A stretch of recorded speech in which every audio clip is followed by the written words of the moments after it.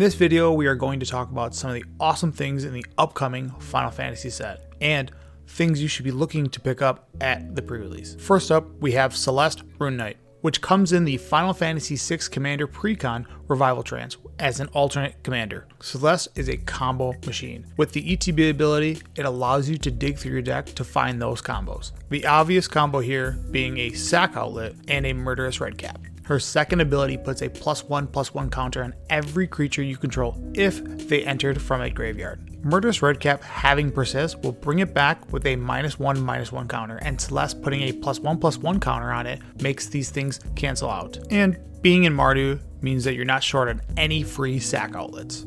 Tifa Locker, my one and only waifu. Tifa has the possibility to one-shot somebody in standard as early as turn 3, with the combination of Titanic Growth and a fetch land. What draws me more towards Tifa is the ability to build her in a budget commander that primarily focuses on multiple land drops and pump spells to quickly eliminate the table. Vivv Onitia. This is going to be one of the most sought after cards in this set, and for good reason. Vivv has one of the most powerful abilities I have ever seen on an Izzet card. The fact that it can generate so much mana is what makes Vivv so dangerous.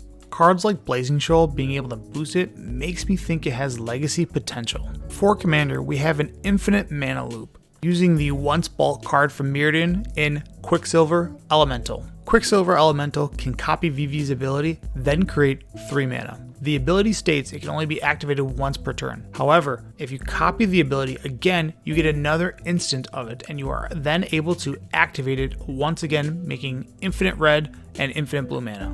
The Water Crystal, truly a mill player's best friend. Not only does it make your blue spells cost 1 less, it also turns those small mill cards into heavy hitting mill cards. Altar of the Brood, Grindstone, and Mesmeric Orb are a fantastic way to annoy your friends to the point where they just concede.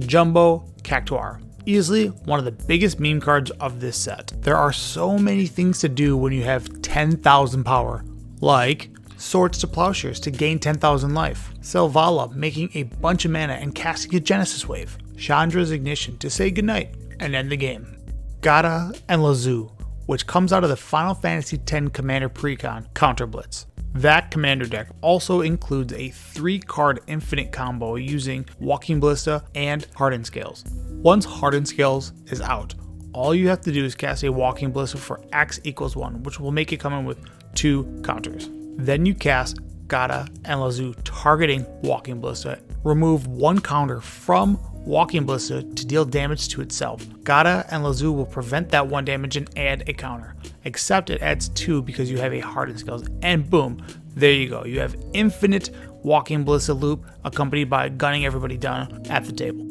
Garnet, Princess of Alexandria. If you are looking to torture your friends, this princess is the way to do that.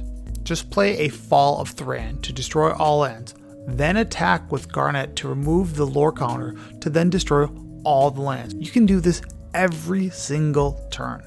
To maximize the pain, throw in a Collector Roof, a Linvala, and a Trinisphere so the game is basically locked up.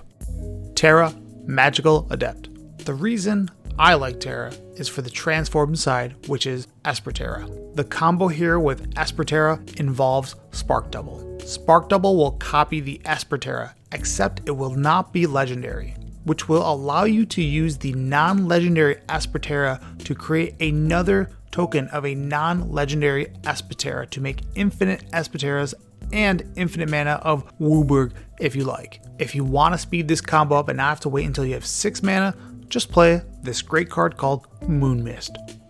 Noctis, Prince of Lucis. Countering your own spells has never been so fun. First, you're going to need a Vexing Bauble. Then you're going to need an Aetherflux Reservoir. And the final piece of this combo is a 0 casting cost artifact, and then try to cast it. It will be countered due to the Vexing Bubble. However, it will also trigger your Aetherflux Reservoir. You're then going to cast an artifact and pay 3 life from your graveyard with Noctis' ability, which will then be countered again by the Vexing Bauble and trigger Reservoir. Repeat this until you have enough life to proton cannon the entire table. Poo Poo UFO. That is quite fun to say. I love this little alien. just for the simple fact of how easy it is to play additional lands. But I love it even more for the potential it has to have an infinite combo. First, you're going to get yourself a retreat to Korhelm, and then get yourself my favorite land, an island. We haven't picked out a commander yet, but why not Moloku, the Clouded Mirror? The combo here is pretty self-explanatory, but I'm going to walk you through it anyways. With an untapped Poo Poo UFO, you're going to use its ability to tap and put a land from your hand onto the battlefield, which will then trigger the retreat to Korhelm.